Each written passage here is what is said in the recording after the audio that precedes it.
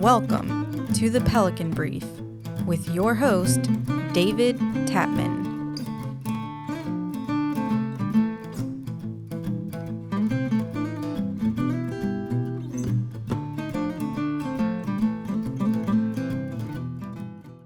Welcome to the Pelican Brief. I am your host, David Tatman. Thank you for tuning in. The 2024 regular session of the Louisiana Legislature is underway and off to a fast start. There have been 735 House bills and 386 Senate bills filed so far this legislative session. Each legislator may file up to an additional 5 bills until April the 1st, 2024. All of the legislation in this session is of general jurisdiction, so that means everything but tax and fiscal matters. So what happened in week 1 and what is ahead for week 2? So let's start with what happened in week 1. You've heard us discuss the redistricting of the Louisiana Supreme Court in previous episodes. There has been an effort to add a majority-minority district on the state Supreme Court. You may recall a measure that was included in the special session that did not pass. So there are several bills to redistrict the Supreme Court. In an interesting twist, all 3 of those bills were reported from the Senate Governmental Affairs Committee this past week. So for those of you keeping score at home, those bills are Senate Bill 193 by Senator Thomas Presley from Northwest Louisiana, which keeps the Northwest Louisiana Supreme Court District intact.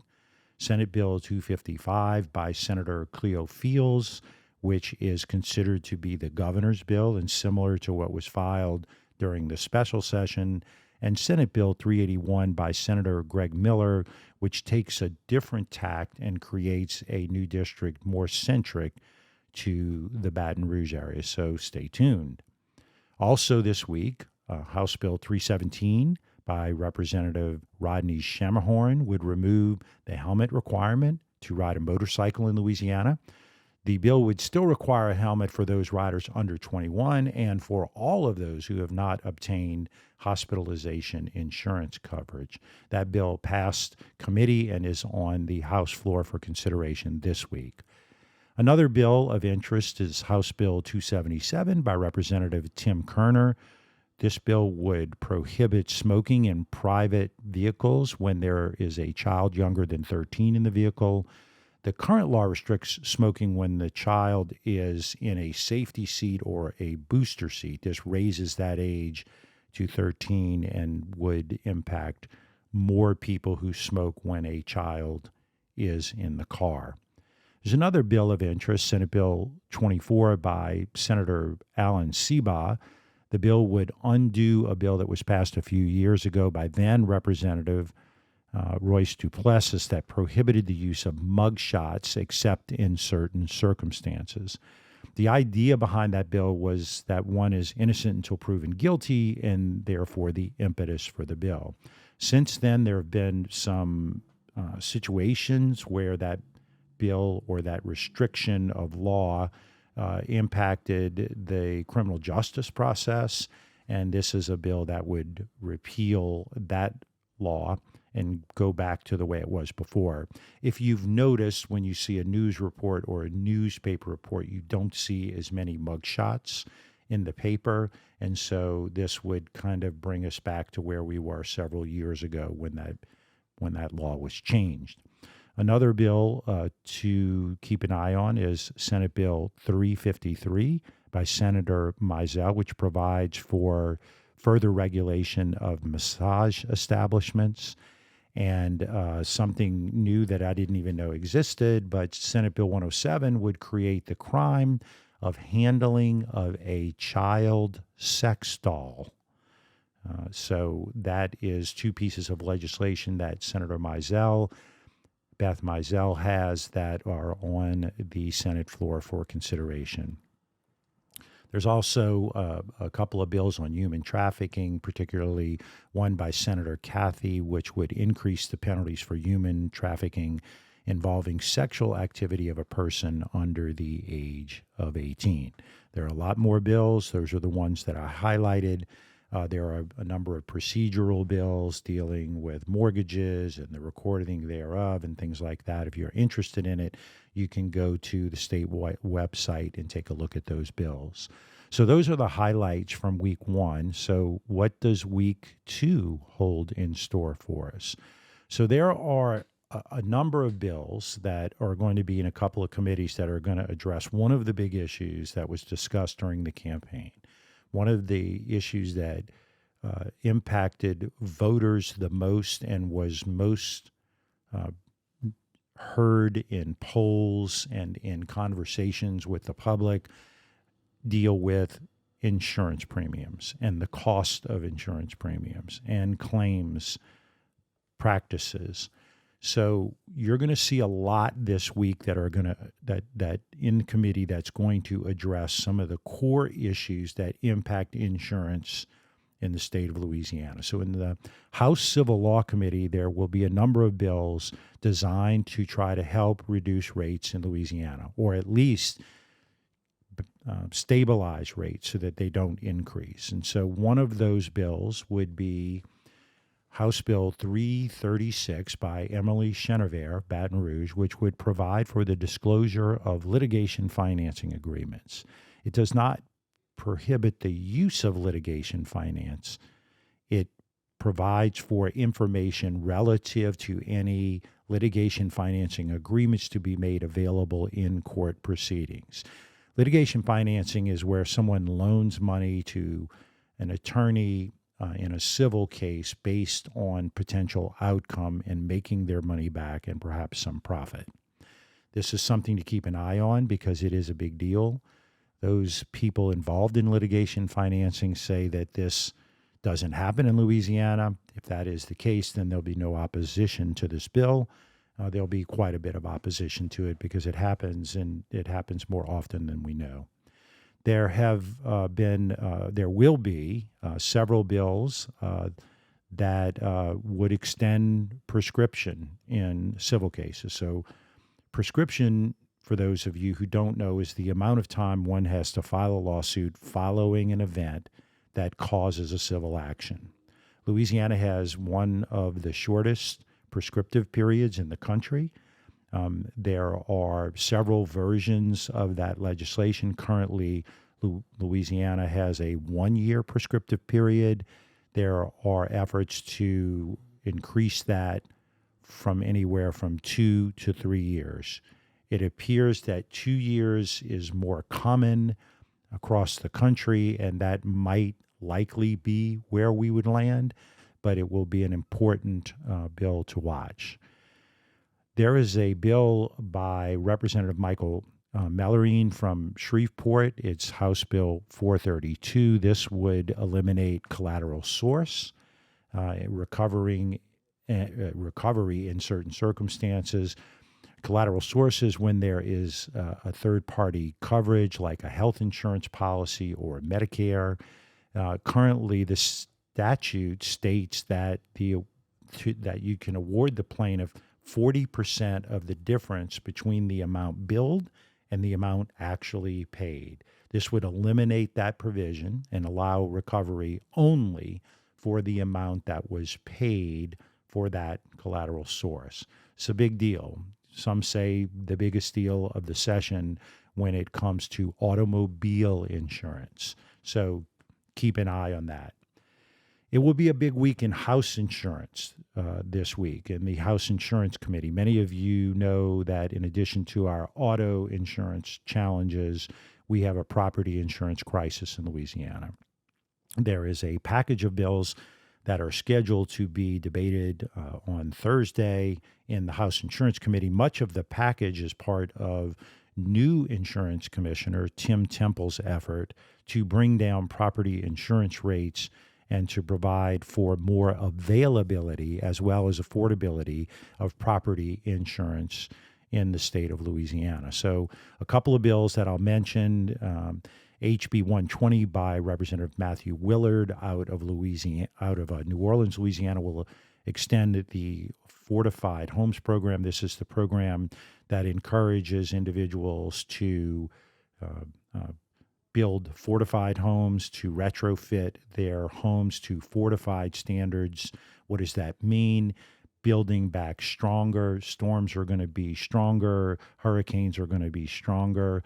We need to build houses in a different way. This Fortified Homes program provides that you build to this certain standard, which gives you a much better opportunity of keeping your roof on during a bad storm or having your windows blown out. This is a really good program that the state of Alabama has used really effectively and has clearly impacted their property insurance rates in a significant way. Another bill of importance will be House Bill 337 by Representative Jack McFarland. This bill will change the direct action statute in the state of Louisiana. Currently, Louisiana, I believe, is one of only 2 states in the country that have direct action. And what this is that when a lawsuit is filed, it will say Joe Blow against all state insurance. And juries and judges have a tendency to provide sweeter decisions for an individual against an insurance company. When you eliminate direct action, then the lawsuit will say Joe Blow is suing David Tatman. And it creates the perception of a more balanced playing field. The insurance company still insures David Tatman the same way it did before, provides all of the defenses the way it did before, but it is something that is an outlier for Louisiana, and that is one of the things that Tim and Commissioner Temple are trying to fix, is to try to remove all of the ways that Louisiana is an outlier in the insurance business. House Bill 611 by Gabe Furman would make changes to the 3-year rule. I'll explain that briefly. The 3-year rule in the state of Louisiana is if you have a homeowner's policy and you have had that policy for 3 years and 1 day, so once the 4th renewal comes in, you are not allowed to change the deductible or to cancel that policy with the exception of very limited situations. And so we are the only state in the nation that has a rule like that. We're the only jurisdiction that we know of in the world that has a rule like that. So Representative Furman, Chairman Furman, a chairman of the Insurance Committee, will make changes to that 3-year rule. Currently, it would allow for some changes in deductible. It would allow the non-renewal of a very small portion of policies that are captured under the 3-year rule. And it would also grandfather all of those policyholders that are currently under the 3-year rule, but not apply it to any new policies that are being written moving forward. This is a big deal. Again, another outlier for Louisiana where we're so different than other states. House Bill 613 will provide for changes to the rate-making process in Louisiana and to provide more flexibility in that process. This is also by Representative Chairman Gabe Furman. Frankly, insurance is one of the only businesses where the state tells you what you can and can't charge for your product. The only other one that I'm aware of is utility costs, and that is because utility is a state-sanctioned monopoly, and therefore they have more say over it. These are private insurance companies that would like to have the flexibility to make the rates that they charge to customers. And remember, this cuts both ways. It also provides that you can reduce your rates. Now, people are going to say they never reduce their rates. Well, one of the reasons you don't want to reduce your rates in Louisiana is because if you reduce them, it's very difficult to raise them again when situations change. So flexibility, making the flexibility more like other states, is critically important to bring companies in.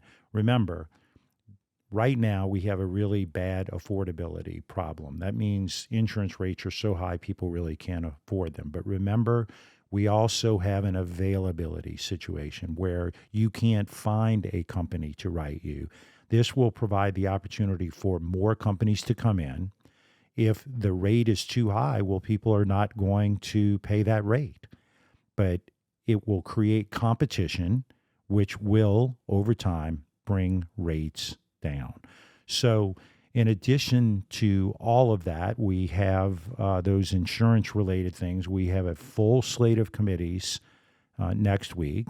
The budget is being considered daily in the House Appropriation Committee, and much, much more. So I would encourage all of you to follow along with the action of what's going on at the state legislature when they're in session. The website is www.legis.la.gov.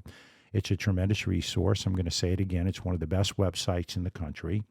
You can also follow the action by listening to and watching our podcasts. You can find us. We have a new website, which we talked about, www.pelicanbriefpodcast.com. It has all of the information and all of the episodes there. You can also find us on all of the platforms that host podcasts, Apple, Spotify, Amazon. You can watch us on YouTube. Our handle on YouTube is at the Pelican Brief 225. You can also follow us on social media, and that handle is at Pelican Brief 225. Please like, share, follow, leave us some reviews. That's very helpful in us growing our audience. If you have something bad to say, then you can put that there too. Reviews help us build our audience and our brand. Shares and comments are also helpful to build our algorithm, whether that's on social media or by email or whatever. Please engage. We want you to be engaged. We have a couple of blogs that we've posted on our webpage, pelicanbriefpodcast.com. So my final comment is don't believe what you read in the press. Tune in to the Pelican Brief podcast to get through the clutter and to the truth. Until next time, I am David Tatman, and we are the Pelican Brief.